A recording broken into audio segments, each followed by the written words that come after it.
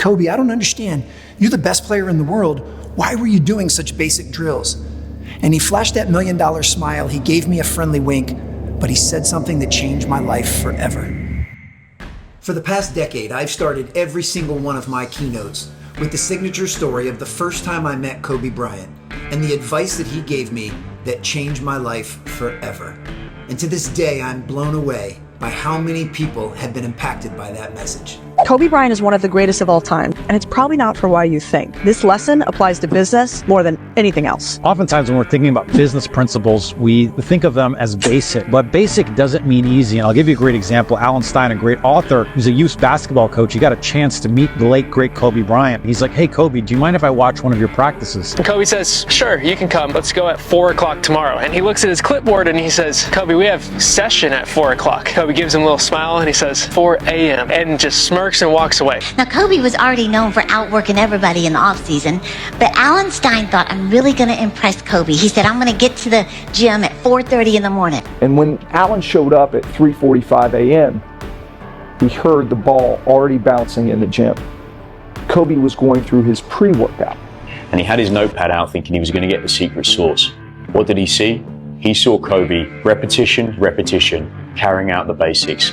Nothing flash, nothing innovative. All Kobe did was work on basic footwork. And we're talking the basic of the basic. Like, if you played basketball growing up, it would be the very basic footwork of this is how you cross over, this is how you pivot, etc., etc. He couldn't believe it.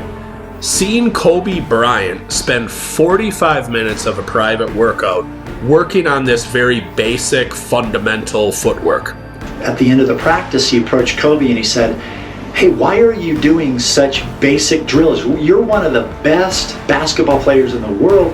Why are you doing such basic drills?" And Kobe looked at him and he's like, "Why do you think I'm one of the greatest basketball players of all time? Because I don't get bored with the basics." Now, oftentimes when we think about excellence, we think it's 360 dunks, we think it's super advanced tactics, but in fact, it's just taking the basics to the limits of their potential. There isn't much that is separating us from the most successful business owners of all time. And really what they have mastered and getting their success and growing their companies and growing their team and becoming really effective and really profitable are some of these basics. So whatever age you are out there, whether you're 8, whether you're 18 getting ready to go into college, or whether you're pro, the path for you to be great is only, let me say it again, only through the fundamentals. And then after that, yeah, there's going to be some nuance. There's going to be some things that are different in every situation. But when you know the foundation, when your foundation is set, the rest of it you can build. Alan Stein said, "That became my philosophy of life. Never get bored with the basics in the unseen hours." Wow. Thank you all so much for paying that message forward. And for any of you that haven't heard my signature story of meeting Kobe Bryant for the very first time, as I tell it from stage, well, here you go. The first time I met Kobe Bryant, he said something to me that changed my life forever. See, back in 2007, Nike flew me out to Los Angeles to work the first ever Kobe Bryant Skills Academy. Nike brought in the top high school and college players from around the country for an intense 3-day mini camp with the best player in the world. And for any of you that don't follow basketball as closely as I do, just know that in 2007, Kobe was the best player in the game. Bryant dribbling, has to put it up at the buzzer, banks it in! He banks it, the three! Well, an important fact about me is basketball was my first love, my first passion. I fell in love with the game at 5 years old, and I'm so grateful that here 4+ decades later, basketball is still a major pillar of my life. And having grown up so closely around the game, I'd always heard this urban legend of how insanely intense Kobe's individual workouts were. Well, when I found myself on his camp staff, I figured this is my chance. This is my shot. So at my earliest opportunity, I walked up to Kobe and asked if I could watch one of his private workouts. He was incredibly gracious and smiled and said, "Sure, man, no problem. I'm going tomorrow at 4. Well, I got a little bit confused because I had just got done looking through the camp schedule, and the camp schedule clearly said that the first workout with the players was the following day at 3:30. Well, Kobe recognized that confused look on my face and clarified that with, "Yeah, that's 4 a.m. Well, I couldn't think of a legitimate reason of why I couldn't be somewhere at 4 in the morning, so I'd committed myself to being there, and I figured if I'm gonna be there anyway, I may as well try and impress Kobe. I may as well leave my mark and show him how serious of a trainer I was. So I came up with the plan to beat him to the gym. So I set my alarm for 3 a.m. The next morning, the alarm goes off. I jump up, I quickly get myself dressed, I hop in a cab, and I head to the gym. Now, when I arrive, it's 3:30 in the morning, so it's pitch black outside. But the moment I step out of the cab, I could see the gym light was already on.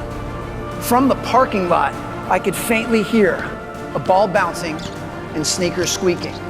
I walk in the side door of the gym. Kobe's already in a full sweat. See, he was going through an intense warm-up before his formal workout with his trainer started at 4. Well, out of professional courtesy, I didn't say anything to Kobe, I didn't say anything to his trainer. I just sat down to watch. And for the first 45 minutes, I was shocked. For the first 45 minutes, I watched the best player on the planet do the most basic footwork and offensive moves. Kobe was doing stuff that I had routinely taught to middle school age players. Now don't get it twisted, this was Kobe Bryant. So he was doing everything with an unparalleled level of intensity and everything with surgical precision. But the stuff he was doing was incredibly basic. Well, his workout went on for a couple more hours, and when it was over, once again, I didn't say anything to him, I didn't say anything to his trainer, I just left. But my curiosity kept nipping away, and it eventually overwhelmed me to the point that I had to know. So later that day at camp, I went up to him again and said, Kobe, I don't understand. You're the best player in the world. Why were you doing such basic drills? And he flashed that $1 million smile. He gave me a friendly wink, but he said something that changed my life forever. He said, why do you think I'm the best player in the world? Because I never get bored with the basics. I never get bored with the basics. Kobe Bryant, the best player on the planet, and someone that has truly mastered his craft, said that his secret is that he never got bored with the basics. And as obvious as that might be to you all right now, that was a life-changing moment for me. See, it was in that moment that I finally realized that just because something is basic, it doesn't mean that it's easy. Those are not synonyms, and yet people mistakenly use those words as if they're interchangeable. Just because it's basic, it doesn't mean it's easy. If it was easy, everyone else would be doing it. And as you all know, we live in a world that tells us it's okay to skip steps. Tells us we should always be looking for a shortcut or a hack. Tells us we should constantly be chasing what's new and what's flashy and what's shiny. But I'm here to tell you, when you do those things, you're making a huge mistake. And that's because the basics work. They always have, and they always will. And the very first step to improving performance in any area of your life, it doesn't matter if it's personal or professional, doesn't matter if it's individual or organizational, but the very first step is to admit that the basics work. But it's also having the humility to acknowledge that implementing the basics every single day is never, ever easy. Now, I would hope that the primary lesson from that story is blatantly obvious, and that is, tomorrow morning, I want each and every one of you to start your workday at 3 a.m. No, totally kidding. Take a breath. Here's what I want you to do. I want you to spend the rest of this week and this upcoming weekend getting crystal clear on the basics that you need to focus on to raise your game. I'm going to say it again because it's that important. I want you to spend the next several days in this upcoming weekend getting crystal clear on the fundamentals that you need to work towards mastery of, primarily during the unseen hours, to raise your game. If you know of a team, a business, an event, or organization that would benefit from a message like this, or you know of a group that needs help getting back to the basics, focusing on the fundamentals, and simplifying success, please have them visit alansteinjr.com.